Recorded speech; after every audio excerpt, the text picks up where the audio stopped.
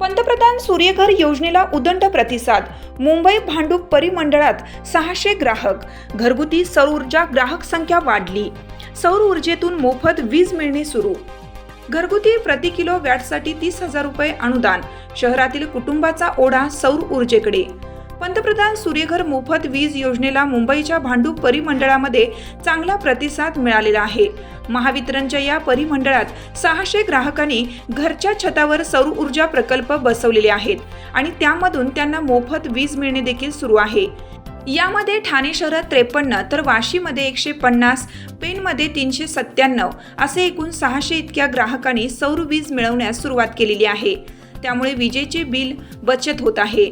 या योजनेमध्ये निवासी घरगुती कुटुंबासाठी प्रति किलो वॅट 30,000 रुपये अनुदान मिळते, तर 3 किलो वॅटपर्यंत अतिरिक्त 1 किलो क्षमतेसाठी 18,000 रुपये अनुदान दिले जाते. ही योजना फायद्याची असल्यामुळे नागरी भागात देखील ग्राहकांचा ओढा सौर ऊर्जेकडे वाढत आहे.